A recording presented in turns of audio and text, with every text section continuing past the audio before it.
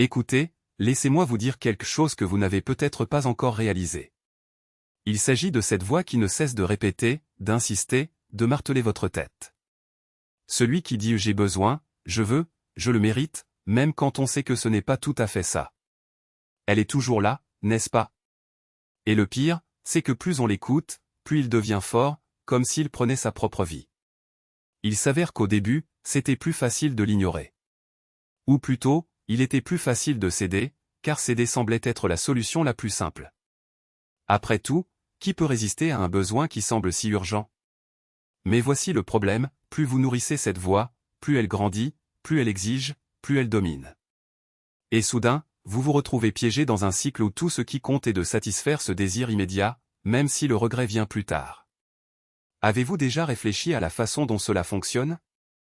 C'est comme s'il y avait un autre « moi » en vous, qui ne pense qu'au présent, qui ne mesure pas les conséquences, qui ne se soucie pas du lendemain.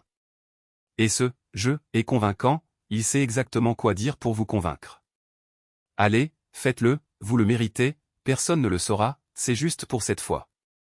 Il est passé maître dans l'art de justifier n'importe quoi, de transformer les faiblesses en besoins, de faire croire que c'est essentiel, alors qu'en réalité ce n'est qu'un caprice déguisé. Mais voici la vérité que personne ne vous dit, cette voix n'est pas votre amie. Elle ne veut pas votre bien, elle veut juste être nourrie. Et plus vous cédez, plus cela vous affaiblit. Parce qu'au fond, tu sais que tu n'en as pas besoin.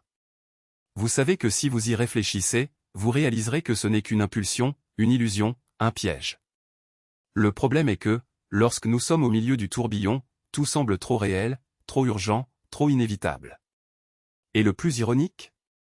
Plus vous cherchez à combler ce vide, plus il s'agrandit.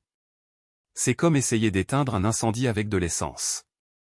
Vous poursuivez, vous luttez, vous vous sacrifiez et au final, rien ne change. Parce que ce dont vous avez réellement besoin n'est pas là, il ne s'agit pas de satisfaire chaque désir momentané. C'est comprendre que vous êtes plus grand que ces pulsions, que vous avez le pouvoir de choisir, de dire « non », même quand tout en vous crie « oui ». Pensez-y, combien de fois avez-vous regretté d'avoir cédé? Combien de fois avez-vous promis que ce serait la dernière, que cette fois ce serait différent, et à la fin vous avez fini par répéter la même erreur? Ce n'est pas un manque de volonté, ce n'est pas une faiblesse. C'est juste la preuve que cette voix est plus intelligente qu'on l'imagine. Elle sait comment vous surprendre dans les moments de vulnérabilité, lorsque vous êtes fatigué, stressé, incertain.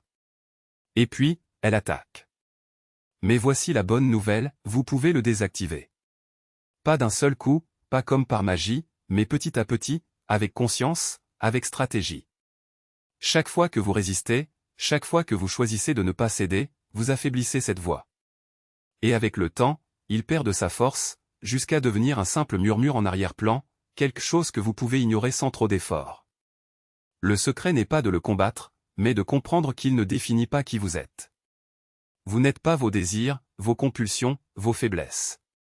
Vous êtes la personne qui décide, qui choisit, qui contrôle. Et quand on s'en rend compte, tout change. Car alors, au lieu d'être esclave de vos impulsions, vous devenez propriétaire de vos choix. Alors la prochaine fois que cette voix apparaîtra, ne la combattez pas. Regardez simplement.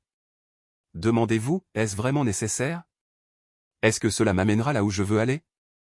Ou est-ce juste un autre piège? Alors, respirez profondément. Car en fin de compte, la liberté ne consiste pas à céder à tout, mais à avoir le pouvoir de dire « non » quand cela est nécessaire. Vous pouvez le faire. Et le meilleur de tout? Vous n'êtes même pas obligé d'y croire maintenant.